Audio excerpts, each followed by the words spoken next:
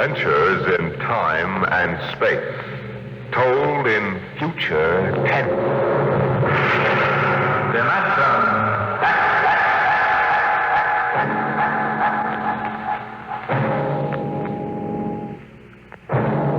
The National Broadcasting Company, in cooperation with Street and Smith, publishers of astounding science fiction, bring you Dimension X.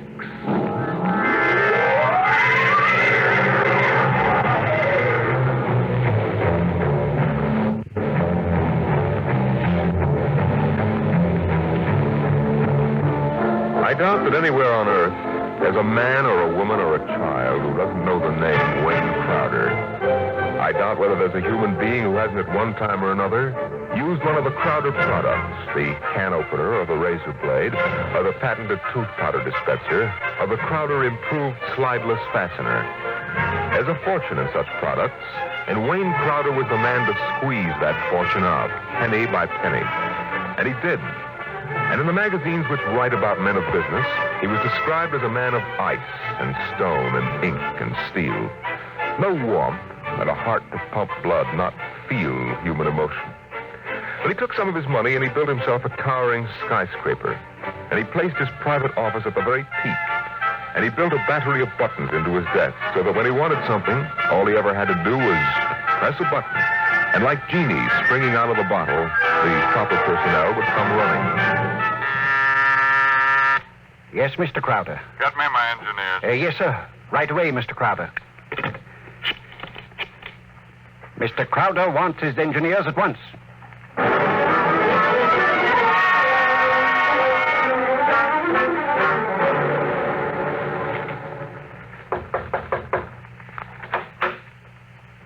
Here are your engineers, sir. All right, close the door and get out. Now, gentlemen, sit down.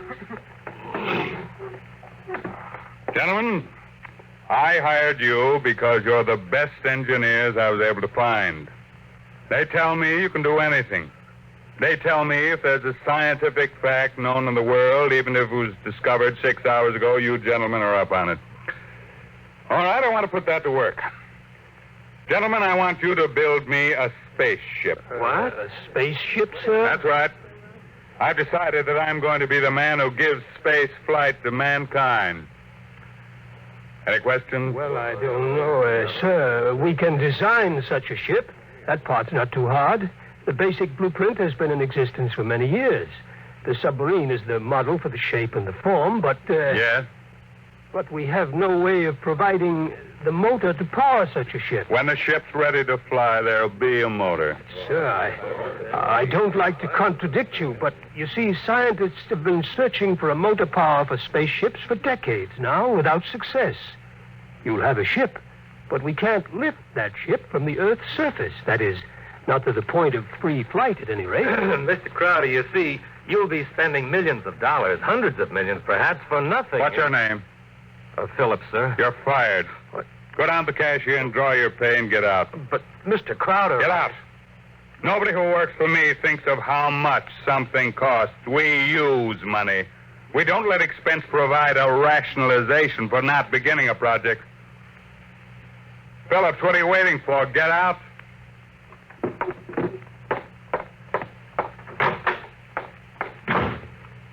Gentlemen, any other comments? The ship will be built, of course, Mr. Crowder, but the fact still remains. We can't power it. You design the ship. I'll find the motor for you. Where, sir? That's a fair question. The answer is, I don't know. But somewhere in the world, there's a man who does know the secret. Long before Henry Ford, there was Leonardo da Vinci. And long before him, there was Archimedes. And long before him, there was some Stone Age genius who invented the wheel when the only thing the mob could conceive was dragging things around on their backs.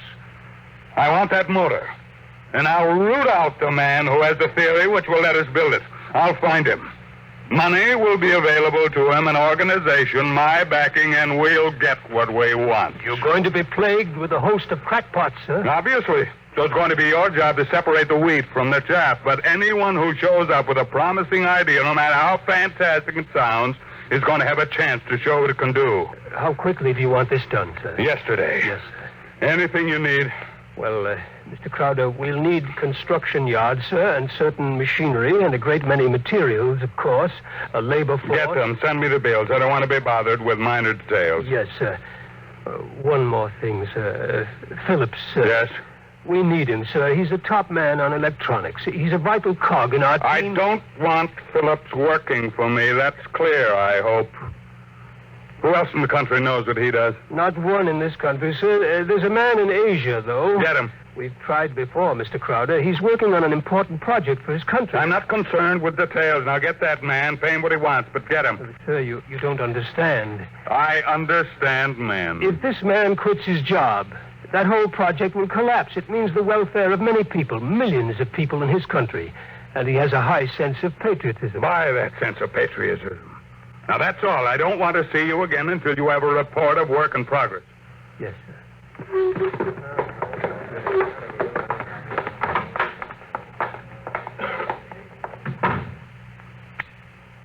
Yes, Mr. Crowder. As a man named Phillips going to draw his pay, I want 2 company policemen to meet him at the cashier's office and escort him from there directly off the premises, and I want them to be emphatic about it. Yes, Mr. Crowder. And notify the newspapers, the television, and the radio networks, periodicals, and the scientific journals that I'll receive the press in my office this afternoon at 3:30. I have an important announcement to make.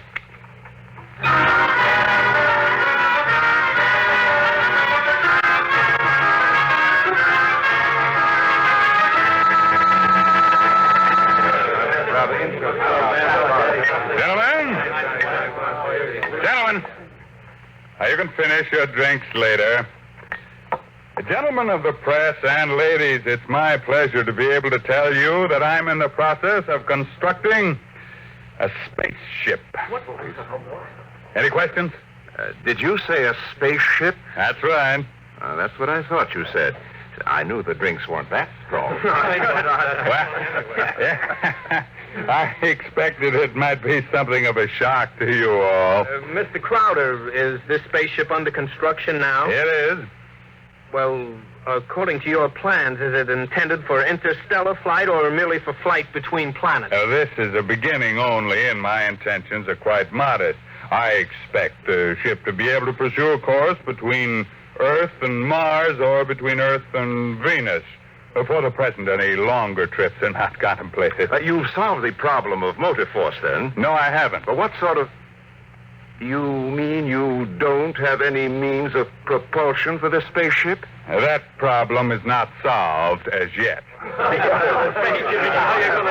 It will be. That's why I called you in this afternoon. I want you to announce that I have $100,000 in cash waiting for the man or woman who first brings me the basic idea for such a motor. That's all I have to say for now. Finish your refreshments, ladies and gentlemen. I'll let you know from time to time how things go. Mr. Crowder, one more question, please. Yeah. Do you have a name for the spaceship yet? No, not yet. Then let me suggest one. Yeah? Crowder's Folly. Quiet, all of you. Quiet! What is your paper? The Daily Times, sir. Inform the company police that under no circumstances is any representative of the Daily Times ever to be allowed on company property again.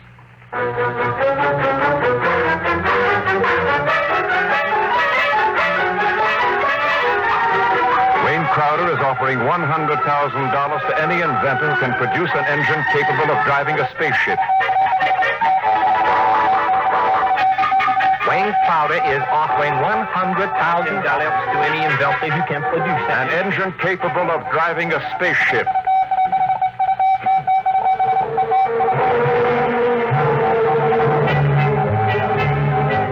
It was Crowder's Folly. But the word of what he wanted circulated to the far corners of the globe. And it was known in the white ice block huts of the Eskimos and in the grass-thatched villages of Central Africa, as well as places less remote. And the Crowder office became the Mecca and the heaven for the lunatic fringe of humanity. Their blueprints and scale models clogged its corridors, and more applicants came to the great skyscraper. I told you, I don't want these people in my office till they're screened. Now, get out! Get out! Every time I open that door, they surge in like a tidal wave. I have a progress report for you, sir, on the construction of the ship. Go ahead. I've spent $13 million for the yards, the equipment, including 3 gantry cranes, several dozen presses, thousands of dies, and so forth. Go on. We have 12,000 people working for us directly, not including subcontractors and their labor force. What about the ship? Mr. Crowder, the ship is finished as far as we can go. Certain additional construction cannot be done now because it depends on the shape and the mass of the engine, on the type of fuel, on the weight of that fuel. I see. All right, lay off everybody we don't need. I've ordered that, sir. Miss Crowder, is it possible that no one will turn up with a motor? That's the one thing that's not possible. He will come. Money and determination will buy anything. Now close the door on your way out. Yes.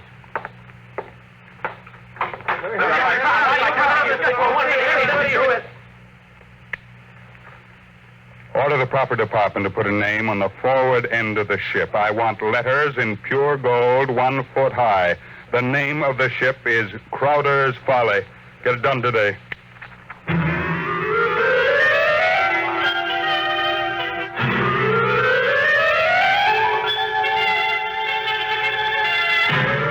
The sun rose in the morning and glinted rose on the silver sheen of the hollow ship's skin.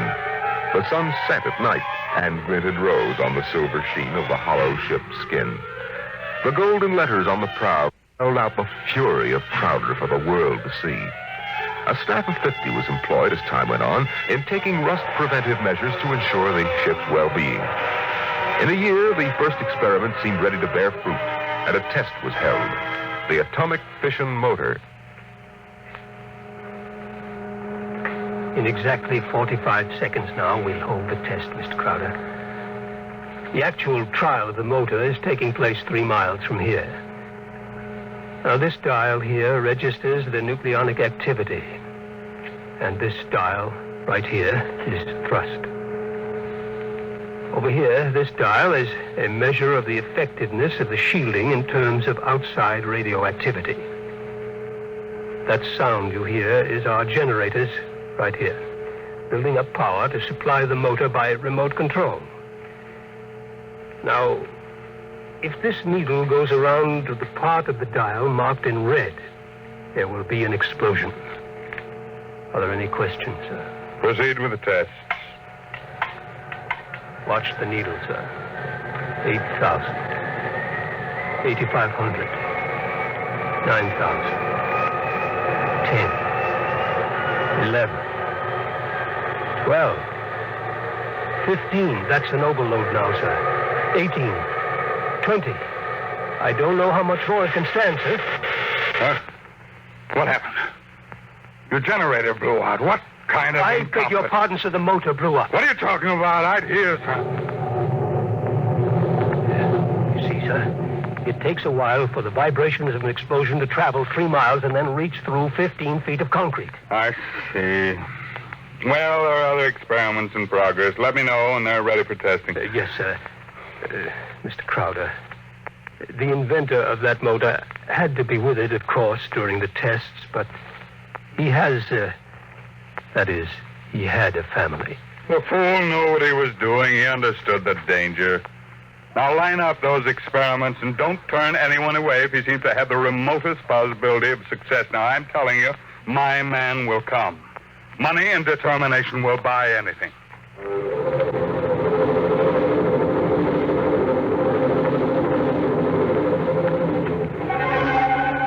And strangely enough, Crowder was right.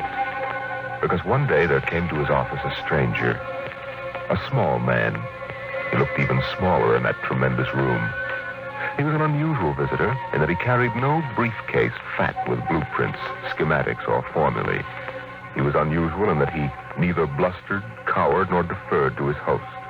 Oh, he was a pleasant little stranger, bird-like of eye and movement, bright and smiling.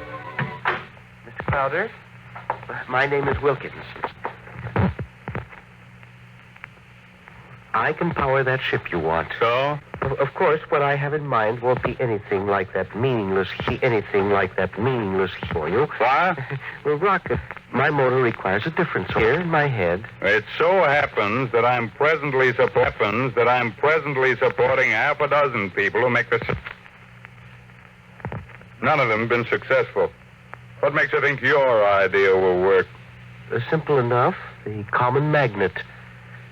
What? Electromagnetism. Utilization of the force of gravity, or its opposite in this case, countergravity. Thank you very much. If you'll forgive me now. Just a moment, Mr. Crowder. There's one thing more. This. I've seen pieces of metal before, thank you. How high from your desk would you say I'm holding it? I'm very sorry, Mr. Wilkins. Do you want to leave or do you want to be escorted out? This will only take a second, sir. How high from your desk would you say I'm holding this piece of metal? A foot and a half. And if I let go, then in less than a second, a fraction of a second, it should fall to your desk. Now, look, I don't want the surface of that desk marred. But will it be? You see, I have let go of the metal, is that right? What? Good Lord. Many seconds ago, it should have crashed to the desk, am I right?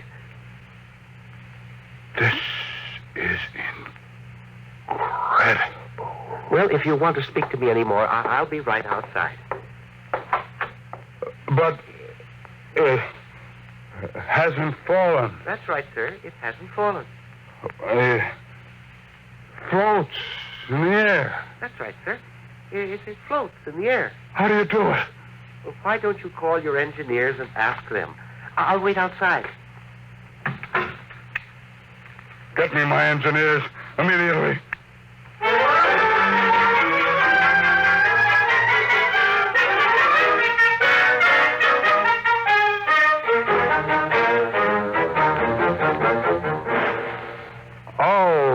Mr. Wilkins, you're quite right. This piece of metal is apparently counter-gravity. My engineers can give me no explanation. Thank you, sir. What do you want?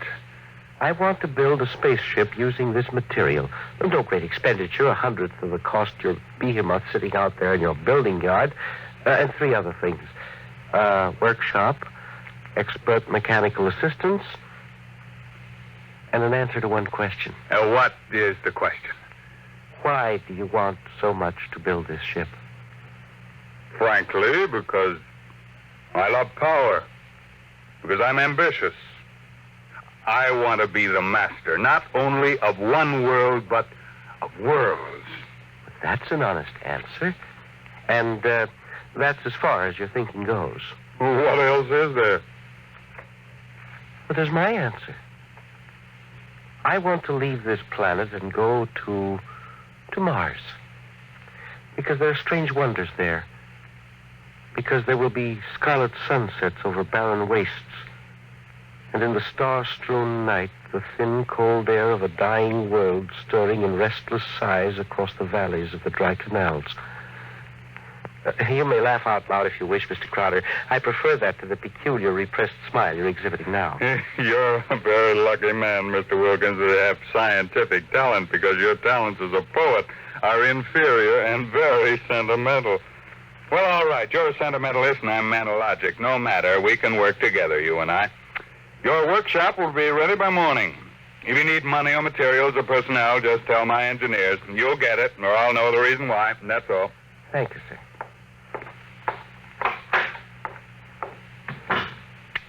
Get me my engineers.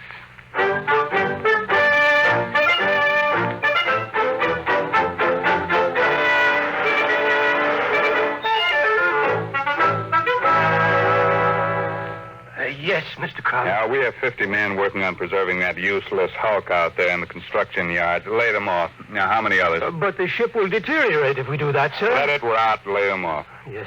Now, how many other employees are still working for us on the project? About 3,000, sir, including the people working on experimental motors. Get rid of them. But, sir... Get rid of them. Well, Mr. Crowder, I never thought you'd drop this project. You were so adamant on it. I'm not dropping anything but dead wood. You saw what Wilkins had to offer. He's my man, and the rest is junk. Mr. Crowder, he might fail. We ought to have a minimum of protection against... I say he won't fail. Yes. You just lay everybody off that isn't needed. Give him 2 weeks' pay and my thanks for a thankless job well done, that's all. Yes, sir. I'll get it done, sir. What a year's work. Yes, and 10 years or 20 years, now do the same thing. That's why you're an engineer and I'm an executive. That's why you work for me, because when I have to, I can be ruthless with my own mistakes. What are you waiting for? I was just thinking, Mr. Crowder, what would happen to me if my usefulness to you were over? I've worked for you for 30 years now. Just don't give me any occasion to consider your usefulness terminated. That oughtn't be too hard. Yes. What? Nothing, sir. I'll make the arrangements at once.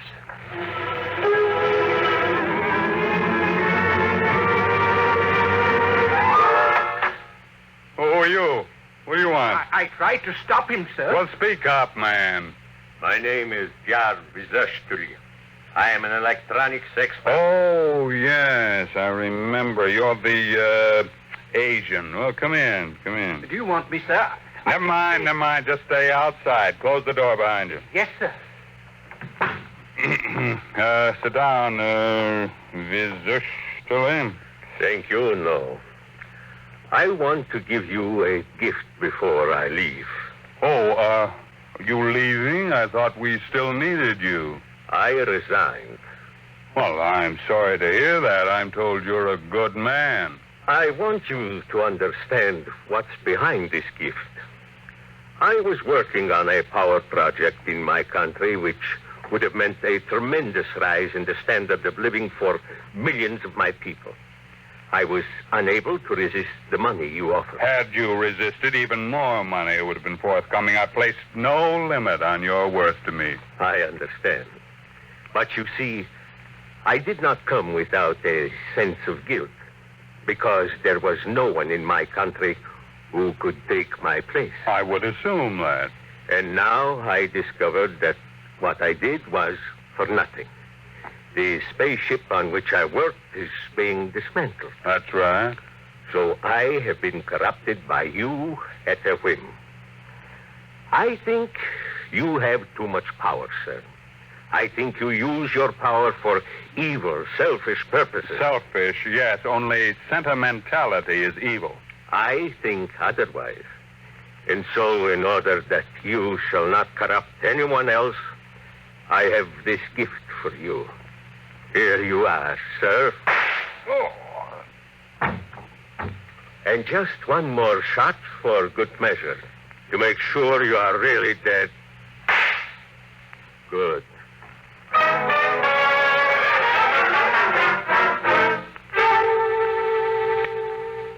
There's a man on his way out by the name of Jar Vizashturi, an engineer. He's not to be molested.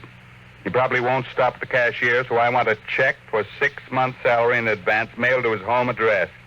The man showed a certain quality of ruthlessness which is deserving of recognition. And have the chief of the company police bring me a new bulletproof vest. This one seems to have been dented in 2 places.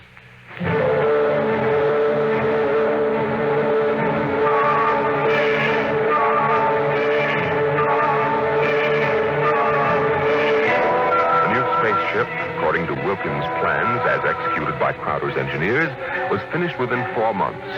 It was small. It was shaped like a disc. It gleamed brightly, even in the smoky haze of an October sunset. Inside, Crowder and Mr. Wilkins, in a small cubicle at the heart of the machine, were surrounded by many instruments of a complicated nature. Outside, huge crowds gathered to witness the test. They stirred and murmured, waiting restlessly, as inside the control room of the craft, Wilkins installed the final secret part he had not revealed to those who built his driving apparatus. Well, Wilkins, what's holding us up? Nothing now. Or sentiment, perhaps. What? A wish to look once more on Earth's familiar scenes. Here, now the screening is removed. Look at the people out there. Never mind looking out there. Let's leave that thing closed. You're a sentimental fool. Or are you afraid? Or did you decide at that last minute that your invention won't work? It will work. Oh, sit down, Mr. Crowder. Mm-hmm. And do me a favor. When I press this button, will you please press the button on the arm of the chair you're seated on? I'll tell you when. Turn on your motor. I want to hear its roar and feel its tug as we cut loose from Earth's gravity and fly outward into space. That might be a moment in which I'd share your sentimentality. Press your button now, sir. Thank you. This is all hoax. I'm beginning to distrust you, Wilkins. When are we going to take off? You said at 5 sharp, and it's 2 minutes after 5 now. Well, do we move or don't we? Mr. Crowder, we're already moving. The button you pushed was to nullify the effects of acceleration. If you don't mind, I'd like to open the screen again. Now, if you care to look for yourself... Wilkins, we're in space. Look down at Earth. How far we've come. Why, it's no bigger than a toy balloon. A dime. A firefly. Man, Wilkins, you done it. Yes. I swore to be the first man to conquer space, and I've done it. It's a triumph of power and ambition. And sentiment? No, blast sentiment. Your maudlin dreaming would have died unborn except for me. I made this possible, Wilkins. Don't ever forget that.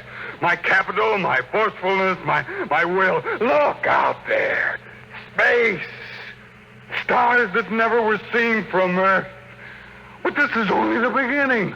We'll build a larger model, one great enough to hold 100 men, 1,000, and cargo besides. I'm the master of the planets. Wilkins, turn back now. No. What?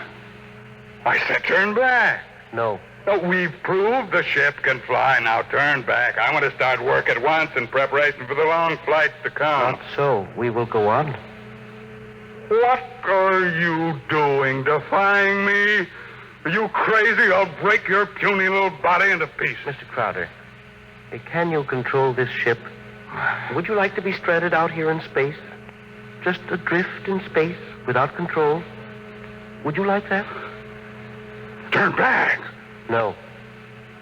You're crazy. Crazy? No. Sentimental? Yes. Your money and ambition paved the way, that's true. But sentiment was the vital factor that sent me to you. You'll forgive me if I remove these primitive clothes. Who are you? Well, it's all right, Mr. Crowder. There is no need to be so terrified because you've had your first close look at a Martian going home.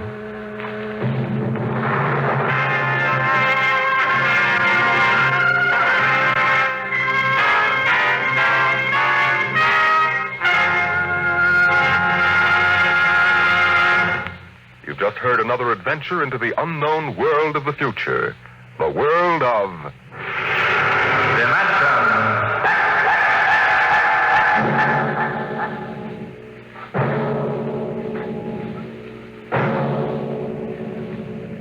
A private detective receives many strange assignments, but none has ever received one quite like that given to the investigator we're going to tell you about next week, as we bring you from the pages of the September issue of Astounding Science Fiction, Untitled Story.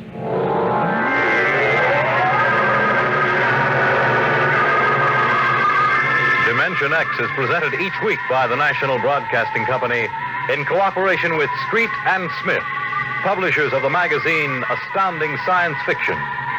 Today, Dimension X has presented The Vital Factor, written for radio by Howard Rodman from the story by Nelson Bond. Featured in the cast were Raymond Edward Johnson as Crowder, John McGovern as the engineer, and Louis Van Ruten as the Martian. Your host was Norman Rose. Music by Albert Berman. Dimension X is produced by William Welch and directed by Fred Way.